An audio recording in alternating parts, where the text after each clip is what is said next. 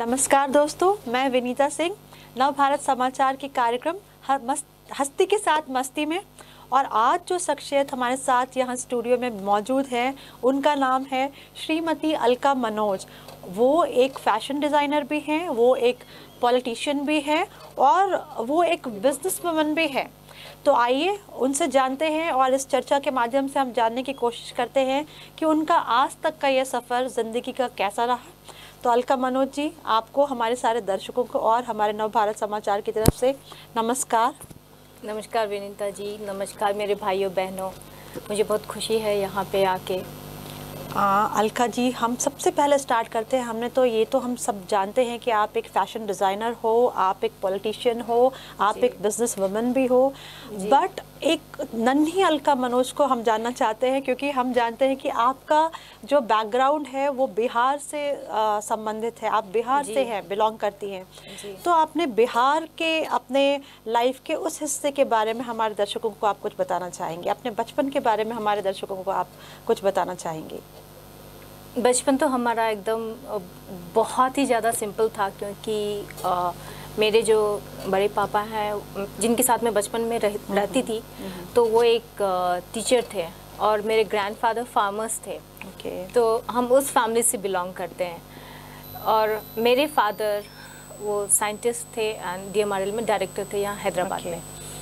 तो अगर मैं बोलूँ बचपन का, तो बचपन में हम लोगों को कुछ पता ही नहीं था। वहाँ पे वो जो प्रॉपर जो गांव का जो रहता है माहौल, वैसे ही था।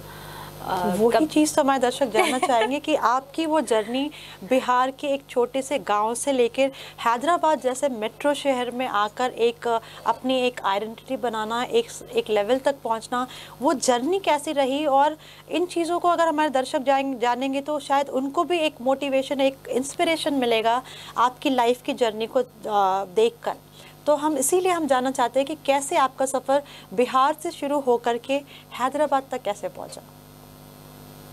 मतलब बिहार में तो हमारा ऐसा सिचुएशन था कि स्लीपर्स भी ना हम लोग पहनते थे जब हम किसी के घर घूमने के लिए हम जाते थे। बोलते थे उसके घर में फंक्शन है, तब हम स्लीपर्स पहनते थे, नहीं तो हम स्लीपर के बिना ही रहते थे। वहाँ पे एज यूजुअल सब लोग रहते हैं, तो हम भी ऐसे ही रहते थे। फिर ऐसे ही छोटा सा स्कूल था, उसमें पढ़ते थे। यही सब था हमारा लाइफस्टाइल, मतलब प्रॉपर विलेज जैसा सब कुछ। बेसिक आपकी शिक्षा जो है बिहार से स्टार्ट हुई? हाँ, थोड़ी बहुत। किस क्लास तक आपने बिहार में शिक्षा पाई है? मैं 6 तक बिहार में पढ़ी हूँ। ओके, उसके बाद की जर्नी के बारे में हमारे दर्शकों को कुछ बताना चाहेंगे? और जब मैं हैदराबाद आई थी, मुझे हिंदी भी नहीं आती थी बोलने के लिए, मैं बस मैथिली जानती थी। ओके, बिहार से आप केवल मैथिली भाषा आपको मालूम थी, हिंदी भी उतनी नहीं पता थी जब आप हैदराबाद आए। आप किस ईयर में हैदराबाद में आप आई हैं? अभी वो ईयर तो मुझे उतना अच्छी तरह से याद नहीं है। लेकिन मैं जब यहाँ पे हैदराबाद में आई थी, तो हमें बस खाली हिंदी लिखनी आती थी, पढ़नी आती थी, लेकिन बोलने नहीं आती थी, क्योंकि हम लोग सब कुछ मैथिली में ही होता था वहाँ पे हमारे बिहार में, मतलब हमारे गांव में। तो हमें वही लैंग्वेज आती थी और हम मतलब मैथिली ही ज़्यादा बातें करते थे। फिर यहाँ पे आके मुझे मतलब बहुत ही मुश्किल होता था, क्योंकि यहाँ का जो रहन सहन है लोगों का, और फिर जिस तरह से मतलब जैसे कि मैंने बताया कि मेरे फादर साइंटिस्ट हैं, तो साइंटिस्ट लोगों का ना वहाँ पे मतलब काफ़ी हाई प्रोफाइल लोग वहाँ पे रहते हैं, हाईली एजुकेटेड लोग। बिल्कुल।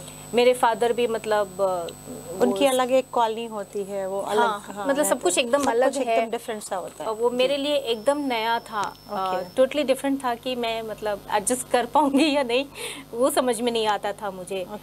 कि मैं तो मतलब बस फिर घर से मुझे स्कूल जाना है। फिर स्कूल के बाद मुझे फार्मिंग में भी बहुत इंटरेस्ट था। यहाँ भी आप हैदराबाद में भी फार्मिंग या नहीं, हैदराबाद में नहीं कर पाते। नहीं, हैदराबाद में नहीं, लेकिन मैं गांव में करती थी बहुत।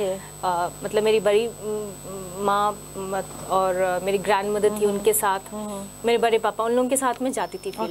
और गांव का लाइफ हमने भी बहुत बार कुछ एंजॉय किया है। मेरे भी बैकग्राउंड किसी न किसी गाँव से जुड़ा है, और मैं भी क्योंकि यूपी की हूँ। तो आपने कभी टायर चलाया है? कभी Yes, कंचे हाँ, खेले हैं, कभी हाँ, टायर खेला, चलाए खेला, हैं, खेला, कभी yes. गिल्ली डंडा कभी खेला है आपने? गिल्ली डंडा भी खेला, तो बस yes. यही दिस इज ऑल। बहुत मजे आते थे। आज के बच्चे जो चीज़ें मिस कर रहे हैं वो आपने वो सारी Yes. चीज़ें आपने वो मज़े किए हुए हैं अपनी लाइफ में। यही चीज़ तो आज के दर्शकों को बताने की ज़रूरत है। Yes. तो ठीक है, आप ये सारी मस्ती करते करते आप हैदराबाद पहुंची, फिर हैदराबाद में आपको एडजस्ट करने में थोड़ी प्रॉब्लम हुई स्टार्टिंग में, उसके बाद फिर क्या, कैसे आप आगे की पढ़ाई? मैं बोलूँगी कि बहुत ही ज़्यादा स्ट्रगल करना पड़ा मुझे। हाँ जी। क्योंकि लोगों का लाइफस्टाइल देखना, समझना और किन से कैसे बिहेव करना है, किन से कैसे बात करना है, वो सब चीज़ सीखना देख देख के।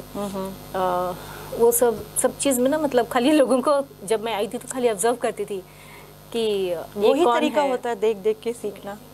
That is how we learn. Yes, तो लोग भी मुझे सोचते थे कि अरे इतने बड़े साइंटिस्ट की बेटी है और इसको कुछ पता ही नहीं है। तो मतलब मुझे भी बहुत ऑड लगता था और मेरे फादर को भी बहुत ये लगता था कि अरे हमने इसको इतने साल तक गांव में छोड़ दिया था। मेरा अटैचमेंट था मेरे बड़े पापा, मेरी ग्रैंड मदर के साथ, तो मैं वहीं पे रह गई थी। ओके, तो यहाँ पे किस स्कूल से आपकी शिक्षा प्रारंभ हुई? हैदराबाद के किस स्कूल से? मैं यहाँ पे मारवाड़ी हिंदी विद्यालय चादर घाट में स्कूल है, वहाँ से पढ़ी हूँ। उसके बाद से सीधे फैशन डिज़ाइनिंग। कहाँ आपके फादर का बैकग्राउंड साइंटिस्ट थे और आपका एक फार्मिंग में इंटरेस्ट था, वो फार्मिंग छोड़ के, वो साइंस का फील्ड छोड़ के आप एकदम से फैशन डिज़ाइनिंग की दुनिया में कैसे आई? कैसे आपके दिमाग में आया कि मुझे ये पढ़ाई करनी है या मुझे फैशन इंडस्ट्री में जाना है, इसका पार्ट होना है? नहीं, हमारे क्वार्टर्स में क्या होता था, वहाँ पे बच्चे सब लोग का एक ही एम रहता था और पेरेंट्स का भी एक ही एम रहता था, या तो हमारे बच्चे इंजीनियर बनेंगे, नहीं तो डॉक्टर बनेंगे। ये हमारे दो के सिवाय इंडिया का ट्रेंड है, या इंजीनियरिंग या डॉक्टर। बस इसके सिवाय ना ऐसे लगता था कि कुछ है ही नहीं, अगर कुछ बनो तो क्राइम कर लिया। बिल्कुल ऐसा रहता था जी, बिल्कुल। फिर मतलब मुझे ना कुछ इंटरेस्ट ही नहीं था इंजीनियरिंग में, और मैं मैथ्स में बहुत अच्छी थी, केमिस्ट्री में भी बहुत अच्छी थी, लेकिन फिजिक्स में मुझे इतना भी समझ में नहीं आता था। और मेरे फादर चाहते थे कि अगर मैं इंजीनियरिंग नहीं करूं तो मैं फिजिक्स में पीएचडी करूं, जो मुझे इतने भी पल्ले नहीं पड़ती, मैं कैसे करती थी। कि हर एक पिता का एक होता है ना कि हमारे बेटे, हमारे संतान हमारी लाइन पे चले, हमारी लेगेसी को आगे लेकर जाएं। वैसे ही उन्होंने भी एक ऐसा ख्वाब देखा होगा आपके बारे में कि आप भी एक विज्ञान से संबंधित किसी फील्ड में आप जाएंगी, पर आपने उनको बिल्कुल ही किनारे करके बिल्कुल से फैशन डिज़ाइनिंग की तरफ ट्विस्ट एंड टर्न ले लिया। How come this was possible? मेरे फादर मतलब फिजिक्स में मास्टर थे, तो वो चाहते थे कि मैं मतलब किसी न किसी तरह से बनूं, नहीं तो बोलते थे नाक कटा दिया। तो मैंने बोला कि अरे जब मुझे समझ ही में नहीं आता है तो मैं आगे जाके फेल हूँ, उससे अच्छा तो है मैं कुछ मतलब दूसरे फील्ड में जाऊँ जहाँ पे मैं अच्छा कर सकती हूँ। तो मैं कन्विंस नहीं कर पा रही थी किसी को। सब लोग बोलते थे अरे ये कुछ नहीं कर रही है, यूजलेस है, सब लोग ऐसे ही बोलते थे। जब बहुत शेम फील होता था कि सब लोग कुछ न कुछ बन रहे हैं, मैं कहाँ अटक रही हूँ, मेरा आगे फ्यूचर क्या होगा। और पेरेंट्स का क्या रहता है कि लड़की है ना तो अच्छा पढ़ लेगी तो थोड़ा शादी भी अच्छे घर में हो जाएगी। ये भी वहाँ तक तो हमारा दिमाग नहीं जाता था, हमारा दिमाग तो नहीं जाता था वो सब चीज़ पे।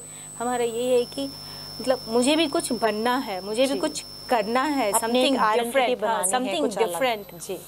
तो उस टाइम पे बस मतलब करूँ तो क्या करूँ, कुछ ऐसा कुछ एनवायरनमेंट भी नहीं था कि जहाँ पे फैशन का कुछ हो, कुछ भी नहीं था। खाली साइंटिस्ट मतलब इधर पलट के देखो तो साइंटिस्ट है, उधर पलट के देखो तो साइंटिस्ट है, वही दुनिया थी हमारी। फिर मतलब कभी कभी मैं सुनती थी कोई किसी ने एमबीए किया तो बोलते थे अच्छा चलो कुछ नहीं किया तो एमबीए कर मैं बोलती थी अच्छा। फिर लेकिन मेरे एक फादर के फ्रेंड है, उनकी वाइफ यूएस से आई थी, तो उन्होंने मुझे बताया, उन्होंने मुझे देखा कि मुझे कलर कॉम्बिनेशंस में बहुत इंटरेस्ट है, एम्ब्रॉयडरीज में बहुत इंटरेस्ट है, देन स्टाइलिंग्स में भी बहुत इंटरेस्ट है। तो उन्होंने बोला कि इसका एक कोर्स होता है वो तुम कर लो, जिसका मुझे आइडिया नहीं था। तो फिर मैंने बोला अरे भाई ये तो बहुत इंटरेस्टिंग है। फिर मैंने मेरे जब फादर से बात किया तो फादर ने बोला ये भी कोई पढ़ता है क्या? से बोला उन्होंने या तो इंजीनियर नहीं तो डॉक्टर। देखो बहुत हुआ तो आईएएस, हमारे यूपी बिहार में इंजीनियर डॉक्टर नहीं है तो वो आईएएस बन जाते हैं। फैशन डिजाइनिंग तो बहुत एकदम मतलब अलग ही था। वो अभी तक भी बहुत सारे मेट्रो सिटीज में, बॉम्बे, हैदराबाद, दिल्ली, इस तरह के शहरों में ज़्यादा चलते हैं। बट आप बिहार से आके अपने हैदराबाद में सोच लिया कि नहीं मुझे तो फैशन डिज़ाइनिंग का ही कोर्स करना है। उसके बाद की जर्नी इनफैक्ट जब हैदराबाद में भी जब मैंने फैशन डिज़ाइनिंग किया था तो हम लोग 4 या 5 लोग थे पूरे हैदराबाद में डिज़ाइनर। तो इज इट? यस। तो पब्लिक को भी समझ में नहीं आती थी कि डिज़ाइनर्स होते क्या। वो लोग बोलते थे अरे ये लोग तो टेलर हैं। किस इंस्टीट्यूट से आपने डिज़ाइनिंग का, फैशन डिज़ाइनिंग का कोर्स किया? Indian international trade centre, IITC से। ओके। हाँ। उसके बाद फिर आपने अपना एक, अभी तो आप एक फैशन हाउस भी चलाती हैं। फैशन की दुनिया में आके आपने अपना एक नाम बनाया, एक अपना फैशन हाउस आपने खोला, फिर वहाँ से बिल्कुल स्विच होके आप पॉलिटिक्स में आ गई। How come? ये ट्रांजिशन कैसे हुआ आपके लाइफ का, और कैसे आपको पॉलिटिक्स में कैसे इंटरेस्ट आया कि मैं फैशन डिज़ाइनर तो हूँ, अब मैंने एक मुकाम तो पा लिया, अब मुझे राजनीति में भी जाना है? किसने किस राजनीतिज्ञ से या किस उस इंसिडेंट के बारे में आप बताइए कि जिसने आपको ये इंस्पिरेशन दिया कि मुझे अब राजनीति में भी आना है? पहले तो फैशन का ही मतलब बहुत कर लिया था फैशन में। हाँ, बहुत नाम हो गया, मिस इंडिया, मिसेस इंडिया, मतलब सबके लिए डिज़ाइन किया, करे आपने, एक्ट्रेस वगैरह सबके लिए, सबके साथ उठना बैठना, ये सब मतलब डेली का लाइफस्टाइल था। फिर हम सोचते थे कि कहीं कुछ ना खालीपन है। मतलब ये तो मैं कर रही हूँ, लेकिन जो लोगों का ना, के हिसाब से एक प्रोफेशन तो आपका बन गया था, एक स्टैंड तो आपका बन गया था। जी हाँ, मतलब स्टैंड बन गया था। और अभी मतलब ऐसा लगता है जो लोग बोलते थे कि एकदम यूजलेस है, कुछ नहीं कर रही है, आज वो लोग मुझे फ़ोन करके मेरा अपॉइंटमेंट लेते हैं। यही वो जर्नी है कि जहाँ एक छोटे से गांव में, बिहार के एक छोटे से गांव से उठ करके इस हैदराबाद जैसे मेट्रो शहर में आके, एक जिसकी भाषा आप नहीं पहचानते, यहाँ की संस्कृति अलग, यहाँ की भाषा अलग, यहाँ का कल्चर अलग, उसके बावजूद यहाँ पे आके फैशन इंडस्ट्री में एक नाम बनाना, और साथ में ही एक राजनीति में भी एक जाना माना चेहरा है हमारी अलका जी, क्योंकि ये हमारे बीजेपी की माइनॉरिटी मोर्चा की वाइस प्रेसिडेंट, उपाध्यक्ष है। तो इनकी अब इस राजनीति की जर्नी के बारे में हम इनसे कुछ जानना चाहते हैं। तो बताइए, कैसे राजनीति में आप कैसे आई? आपने कब ये राजनीति ज्वाइन किया? राजनीति हम मतलब 2014 से रहते थे, जब दत्ताना जी मिनिस्टर थे तब से। हम उनके साथ। तो बेसिकली आप दत्तात्रेय जी के इन्फ्लुएंस से आप या उनसे इंस्पिरेशन लेके आप उनके थ्रू आप बीजेपी ज्वाइन कर? हम लोग को पहले मतलब आज सच उतना कुछ पता नहीं था कि बीजेपी का ऑफिस होता है एंड ऑल। हम बस खाली बीजेपी मीन्स हाँ दत्तात्रेय जी हैं। अच्छा। जबकि 2014 में तो मोदी जी भी दिल्ली में आ चुके थे, पर आपकी इंस्पिरेशन दत्तात्रेय जी थे उस समय।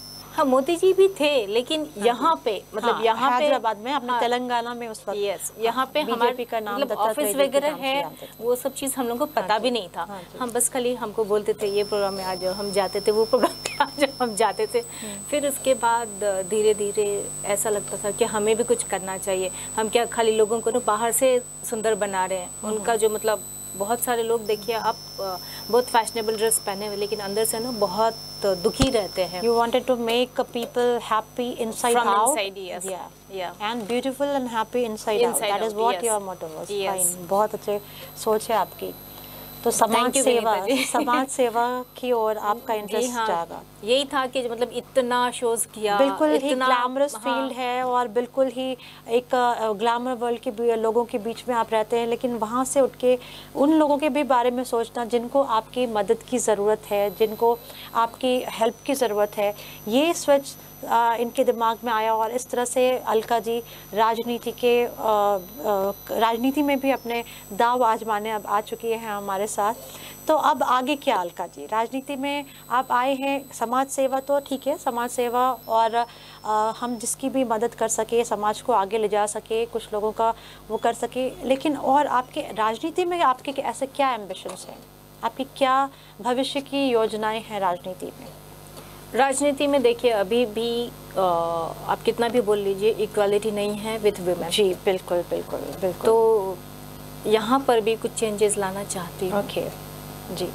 तो उम्मीद है कि वो चेंजेस जल्दी ही मतलब हो आप जाएगी। राजनीति में महिलाओं का एक सिक्का जमाना चाहती हैं Of कि course. महिलाओं को भी वही स्थान, वही सम्मान राजनीति में मिले जो अब तक नहीं मिलता है। क्योंकि अभी तक भी हम लोगों ने ये देखा है कि राजनीति में महिलाएं, हम बोलते तो है महिलाओं को आगे बढ़ाना है, और हमारे मोदी जी का ये भी है, लक्ष्य भी है कि हमको महिलाओं को बेटी बचाओ बेटी पढ़ाओ और बेटियों को आगे लेकर जाओ, लेकिन राजनीति ही नहीं और भी ऐसे बहुत से क्षेत्र हैं अभी भी हमारे भारतवर्ष में जो अब भी पुरुष प्रधान है या मेल डोमिनेटेड हैं। उस पुरुष प्रधान क्षेत्रों में से एक क्षेत्र ये हमारी राजनीति का भी है। और जैसा कि अलका जी ने बताया कि इनका एम्बिशन, इनका राजनीति में आने का उद्देश्य है कि महिलाओं का भी राजनीति में एक अपना स्थान हो और बराबर का स्थान मिले हमें भी। इस उम्मीद के साथ, इस सोच के साथ वो राजनीति में आई हैं। तो राजनीति में अभी तक आपकी जर्नी कैसी रही और अभी तक आपने क्या किया, किस किस लेवल पे काम किया और क्या क्या काम किया, और सबसे बड़ी बात क्यों बीजेपी? आप हैदराबाद में आई, वाई नॉट टीआरएस है यहाँ पे, टीआरएस का डोमिनेशन रहा है, अभी भी है, कांग्रेस पार्टी है, वाई बीजेपी? बीजेपी एक तो मतलब सबसे मेन चीज़ है कि मैं बिहार से हूँ। तो हमने बचपन से बीजेपी ही सुना तो हमारा एक लगाव रहता है अपना बीजेपी की। बिहार में तो बचपन में आपने लालू प्रसाद यादव जी को भी सुना होगा। अरे वो तो That was dominated by Lalu Yadav ji. Bihar 20 साल 25 बिहार ने लालू यादव जी को झेला है, उसके बाद बीजेपी का वहाँ पे इन्फ्लुएंस धीरे धीरे बढ़ा। ठीक है, और आपके राजनीति के और क्या आपके एस्पिरेशंस हैं राजनीति में? तो यही था कि मतलब बचपन से तो हमने बीजेपी ही सुना। फिर उसके बाद जैसे कि मतलब मोदी जी कहते हैं कि करप्ट फ्री इंडिया बनाना चाहते हैं, corruption free India, that is very important. India के संदर्भ में बहुत अच्छी आपने बहुत अच्छा पॉइंट ये सोचा। ये करप्शन खत्म होना बहुत जरूरी है। आप कहीं भी जाइए किसी भी काम के लिए, बिल्कुल, जब तक आप वहाँ पे पैसे नहीं देते हैं काम नहीं होता। तो मुझे ये सब चीज़ लाइक अरे यार वो इंसान भी, उसका भी इतना हार्ड अर्न मनी है, वो इस काम के लिए आया है यहाँ पे, तो ये काम के लिए तो आपको सैलरी मिल रही है, फिर भी आपको मतलब आदमी से क्यों ले रहे हो पैसे? ये हमारे दर्शक भी इस बात से बिल्कुल रिलेट कर सकेंगे अपने आप को, क्योंकि उन्होंने भी कहीं ना कहीं किसी न किसी मोड़ पे अपने ज़िंदगी के ये करप्शन या इस तरह की चीज़ों को झेला होगा। तो ये तकलीफ़ उन्होंने भी देखी होगी। तो एवरीबडी इन इंडिया, हम सब इस वक्त यही सोच रखते हैं कि हमारा भारत भी करप्शन फ्री हो, भ्रष्टाचार मुक्त हो, इसके दिशा में काम भी करने की कोशिश हो रही है जी। और आपके बीजेपी की तरफ से खास तौर पे ये कोशिश है, उनका ये मोटो है कि भ्रष्टाचार मिटाओ, देश बढ़ाओ। तो इसीलिए मतलब बीजेपी में बहुत खास इंटरेस्ट था कि नहीं, मुझे जो भी करना है बीजेपी के साथ ही करना है, बीजेपी के लिए ही करना है। तो आगे अब आप एमएलए, एमपी या फिर कॉर्पोरेटर इलेक्शन भी लड़ना चाहेंगी? कॉर्पोरेटर के लिए तो बोला गया था पार्टी ऑफिस में, लेकिन मुझे उतना इंटरेस्ट नहीं था। तो मतलब एक प्रॉपर राजनेता बनना चाहेंगी, चुनाव के मैदान में भी अपना दम दिखाना चाहेंगी आप? जी ऑफ कोर्स हम यही बताना चाहते हैं दर्शकों को कि हम आपके लिए हैं और आप हमको चुनेंगे। जी। और आपके लिए जो भी काम है, जो भी डेवलपमेंट का है आपके एरिया में, हम करने के लिए तैयार हैं। जिस क्षेत्र में भी हो, लड़कियों को हो, बच्चों को हो, मतलब ओल्ड एज लोगों को हो, हर क्षेत्र में हम काम करने के लिए और हर चीज़ को मतलब आपकी सुविधा को आगे बढ़ाने के लिए हम लोग बहुत मतलब हर तरह से हम कोशिश करते हैं कि आपका लिविंग स्टाइल जो है वो ऊपर उठे और आपका मतलब फ्यूचर बहुत अच्छा हो, आपके बच्चे के फ्यूचर बहुत अच्छे हो। तो हम हर तरह से काम करना चाहते हैं। और मैक्सिमम प्रॉब्लम मैंने ये देखा है वनीता जी कि लड़कियों के साथ आज भी बहुत बुरा व्यवहार होता है। आज भी उन्हें इवन घर में भी इक्वालिटी नहीं देते, तो वो सब चीज़ नहीं होना चाहिए। जी बिल्कुल। तो ये सब चीज़ के लिए जब तक हम लोग ऐसे खुल के सामने नहीं आएंगे कि मैं हूँ आपके लिए, मैं हूँ आपके साथ, बिल्कुल, तो फिर मतलब उनका लाइफ कैसे अच्छा होगा, कैसे वो आगे बढ़ेंगी। बहुत सारे लोगों को मतलब इतना मैं सो के उठती हूँ तो मुझे कॉल्स आते हैं, आज इसने सुसाइड कर लिया, आज उसको मार के फेंक दिया। मुझे बहुत ही फील होता है कि मतलब आज भी मतलब वो लड़की इतनी पढ़ी लिखी थी, इतनी कैपेबल थी, फिर भी बिकॉज वो लड़की है तो उसके लिए उसको इतना झेलना पड़ा और वो बेचारी आज इस दुनिया में नहीं है। तो ये सब चीज़ों में मुझे बहुत दुख होता है। तो मैं चाहती हूँ कि ये सब चीज़ नहीं हो, ये सब चीज़ रोका जाए। बहुत अच्छी सोच है अलका जी की, और आगे राजनीति के प्रॉपर राजनेता बनना चाहती हैं, इलेक्शन भी लड़ना चाहती हैं। अभी तक हमने जाना कि अलका जी एक फ़ैशन डिज़ाइनर है, एक फ़ैशन हाउस चलाती हैं और एक राजनीतिक भी है, राजनेता भी है।